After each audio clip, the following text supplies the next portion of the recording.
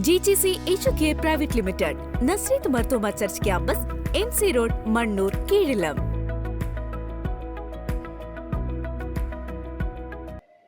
കൊച്ചി മൂന്നാർ ദേശീയപാതയിൽ ഇപ്പോൾ നടക്കുന്ന നവീകരണ പ്രവർത്തനങ്ങളുമായി ബന്ധപ്പെട്ട് NHAI സ്വീകരിക്കുന്ന ഏകപക്ഷീയമായ നിലപാടുകൾ അവസാനിപ്പിക്കണമെന്ന് കോതമംഗലം താലൂക്ക് വികസന സമിതി യോഗം.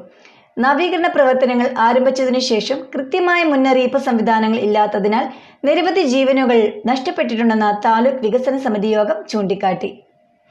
കൊച്ചി മൂന്നാർ ദേശീയപാതയിൽ ഇപ്പോൾ നടക്കുന്ന നവീകരണ പ്രവർത്തനങ്ങളുമായി ബന്ധപ്പെട്ട് national highway authority of India സ്വീകരിക്കുന്ന ഏകപക്ഷീയമായ നിലപാടുകൾ അവസാനിപ്പിക്കണമെന്ന് താലൂക്ക് വികസന സമിതി യോഗം.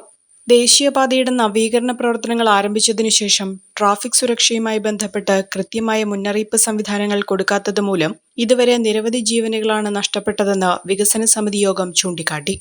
കോതമംഗലം നഗരസഭയിലെയും കവളങ്ങാട് ഗ്രാമപഞ്ചായത്തിലെയും കുടിവെള്ള വിതരണ ശൃംഖല നിലവിലെ നിർമ്മാണം മൂലം പൂർണ്ണമായും തകർന്ന സാഹചര്യമാണുള്ളതെന്നും താലൂക്കിലെ വിവിധ മേഖലകളിൽ മഞ്ഞപ്പിത്ത കേസുകൾ കൂടുതലായി റിപ്പോർട്ട് ചെയ്തുവരുന്ന സാഹചര്യത്തിൽ ജനങ്ങൾ കൂടുതൽ ജാഗ്രത പാലിക്കണമെന്നും കാലവർഷം ശക്തമായ സാഹചര്യം കണക്കിലെടുത്ത് വിവിധ തദ്ദേശ സ്വയംഭരണ സ്ഥാപനങ്ങളും സർക്കാർ ഡിപ്പാർട്ട്മെന്റുകളും ആവശ്യമായ നടപടികൾ സമയബന്ധിതമായി സ്വീകരിക്കണമെന്നും യോഗത്തിൽ അറിയിച്ചു.